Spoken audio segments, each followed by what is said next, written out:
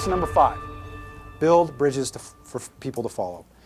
So innovators, as an innovator, you are the key to that question that I asked at the very beginning. Why don't good ideas get off the shelf?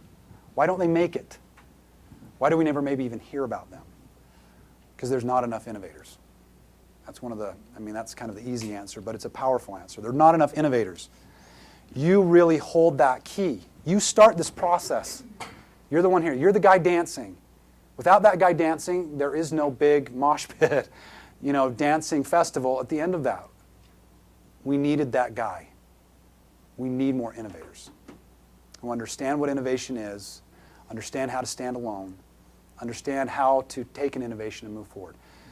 But the other thing that I've seen as I work is while innovators are the key to getting innovation out the door, they're also most responsible for killing innovation. Because they fail to understand that while the innovation curve, everybody talks about, okay, it's this nice, beautiful, smooth curve here. The fact of the matter is, right around that tipping point, there's also a huge, huge gap that we have to get over. And if we don't ever get over that gap, we're the next beta, we're the next MySpace, and you can fill in the line with great technologies that never quite, or ideas that never quite made it. So how, as an innovator, can I turn my focus outward and not be threatened by my sharing of success? So number 1 is put success within the reach of others. If you're an innovator, one of the best things that you can do as an innovator is actually share your story. What's interesting that I found with Coach Kelly, what happens in sharing your story and in building success and enabling success in others is you kind of create this virtuous cycle that goes around. So you innovate, you share, and then people turn around. Guess if somebody has an interesting idea about football, who do they go to first? Coach Kelly. So if I look at his program now, I mentioned some of the other things. So he started out with the punting. Now they onside kick. Another thing that they do now, most football teams will show up anywhere from 3 to 4 hours before a game to get ready, right? He doesn't want to get there any more than an hour before the game. And usually they're there 45 minutes before the games. They get there after the fans do. Why? Well, he got some ideas from others. He went out specifically and started talking to surgeons who were performing really complex surgeries. And he said, how long do you take to prep?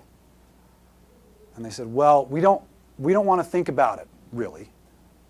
We want as little time before that surgery that we're thinking about everything that could go wrong as possible. And then he started asking his players, what's the worst time of a game for you? Coach, it's the 3 hours before the game because I'm thinking about. So rather than that, he said, based on the numbers and what he found out, new ideas, he made that change. So as you share your stories, as you become an innovator and share that success with others, what you actually do is you reinforce your position and ability to continue to innovate and to lead. The next one, the KISS principle. Keep it simple. The further out you go here, the less complicated that innovation needs to become. Now, the folks here, the early adopters and the innovators, we like the nitty-gritty, we dig down in the numbers, we love all those technical documents. The further you get out here, I just want to know that it works, and it needs to be simple. So for you to lead a movement and to drive innovation, even within your own company, understand that while I get the models and I can get really geeky, most people don't care about that. I need to understand what's going on and what the fear factor that we talked about here, the popularity factor that we talked about here, or the importance of feeling like they're an innovator without taking the risks of innovators right here. The next one, can we lower the cost? Sometimes this happens just by virtue of the fact that, I bought when it comes for me, I was probably a late adopter when it came to the flat screen. I just didn't want to pay the money. So there's that kind of real hard cost of, over time, can we lower the cost of what we're doing to make it more accessible to others? But part of lowering the cost is also making it easier to understand. So for my mom to use a computer, how can I make it more intuitive as a product to make it easier and easier for those to go along to catch up and be a part of it? And then the last one, and we've talked about this throughout, is understand their motivations. Realize that as an innovator, to begin with, you represent a threat to everybody but the early adopters. So if I think about the 66 plus whatever remaining percent, so 70%, 75% of everybody who has been exposed to that innovation, you actually represent a threat initially. Because you're going to disrupt things. Patterns are going to change, work habits may change. You know, any of you been through a major software change at your company? Was it frustrating?